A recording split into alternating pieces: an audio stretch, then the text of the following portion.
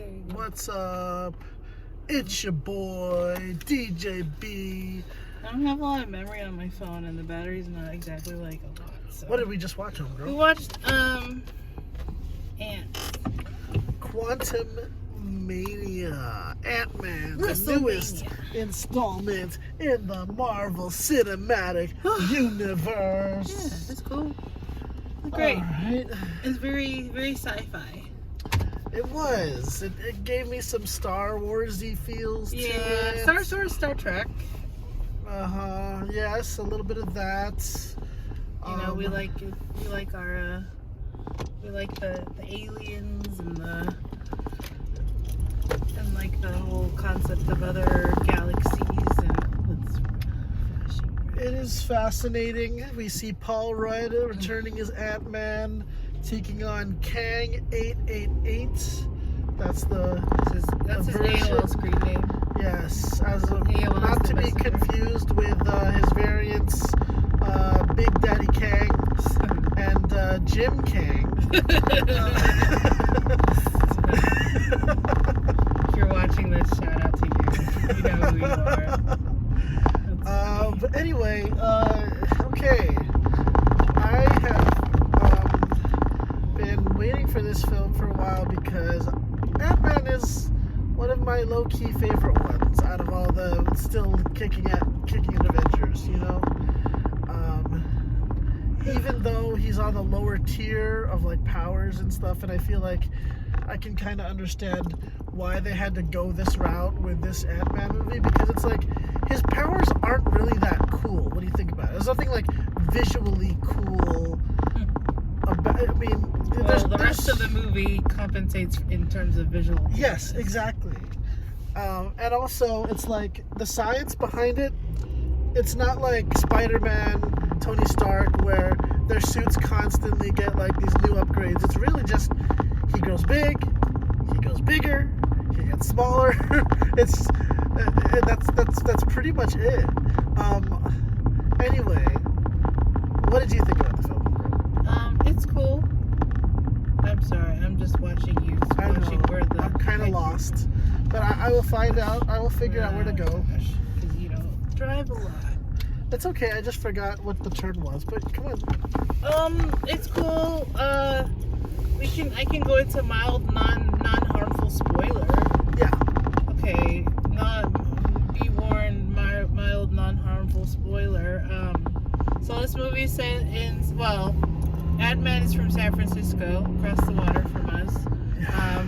I know you were hoping that Shang-Chi would be in this because his character is also from San Francisco. Yeah. Unfortunately, there was no. That's kind of a spoiler, even though it's not really. But that's what I just said. It's a safe. This is a safe spoiler. Fair you know, enough, we want to push the envelope with our content creation.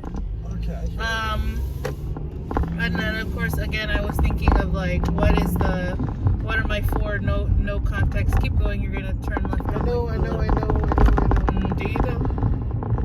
You do great. 4 context of what? Like for no context. What will my 4 photo images be for no context? And I will tweet that out because I can't show a picture on here. But yeah, no. I think what were you? We were watching like that Vanity Fair Hollywood Reporter interview, and then like Paul Rudd is saying how like before he was able to meet Stan Lee, and like Stan Lee said like he's excited for this movie because it's like they're finally able to visualize, like to show what Ant-Man and the universe is like, which is true. I mean, it's all computer. Like they green screen everything on that. Like what he meant was like it's hard to show it on the comics on paper. Right. But, and it's cool. I guess at this point I'm fine with the excessive display of wealth and richness and technology, and it's cool. And the art, and it's cool. It was.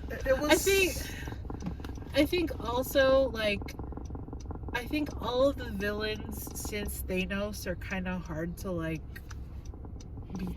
scared of to me. Like, they peaked with like Thanos, and in terms of villain, and they're trying to make each one seem more like crazy and creepy. And it's like, yeah, it probably is, but I'm just like, he's the guy from Lovecraft Country. Yeah. And then also, he is also from the Bay Area technically, since he was in Last Black Man of San Francisco. Sure. There you go. There you go. See, okay, and this is where we're getting to the part where I was a little disappointed on in this film, is that it was very, like, they were playing it very fast with the beats and the drama and the story. It was 2 hours.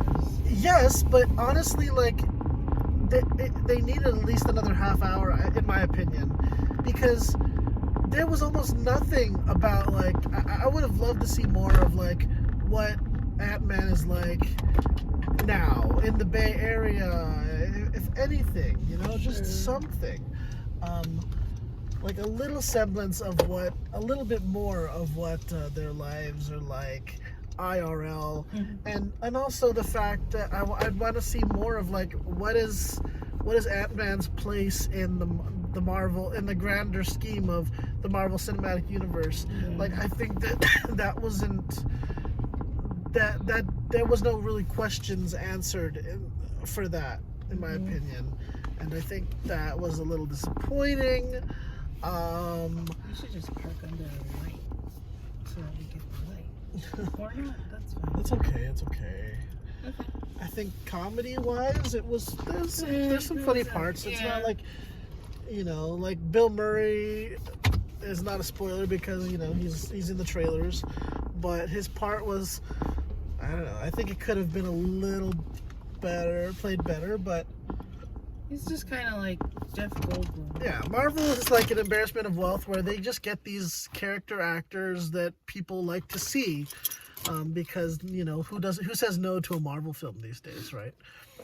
But another news, that might be the last time we watch a movie at that theater for a while. Yeah. That's cool. The post-credit scenes and everything were, I don't know, man. I wanted a little bit more out of this film. It's still a good entry into the Ant-Man saga and a good, like, introduction to Kang, not to be confused with Jim Kang, the Conqueror. Yeah. But it's cool. I probably won't remember it as much, but I enjoyed myself. There was an interesting, like,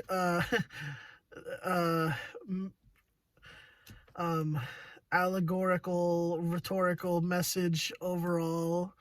I mean, it's kind of like the daughter is a bit of an activist, which is very in line with the Bay Area. There's kind of like a small joke where Ant-Man's taking pictures of dogs, with people's dogs, and then he goes up to a lady with a stroller and he looks and there's a dog in the stroller, which is kind of like a jab at how there aren't any children in San Francisco anymore.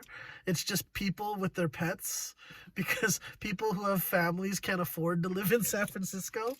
So I thought that was kind of clever, but but yeah, so the daughter's an activist, and the whole underlying, like, theme of the plot is like just because it doesn't affect you, just because like you're not being the one that the injustice is being done to, or it's not your people group, doesn't mean you shouldn't stand for it. You know what I mean? Or you should stand for it.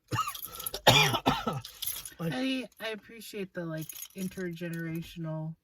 They have like 3 generations in the story. That's true. Yep, and that's it's true. like to be able to that chick has her parents and her grandparents. Must be nice. Yeah, Michelle Pfeiffer had a very significant role in this film, and I mean, I think my brother almost sold furniture to her.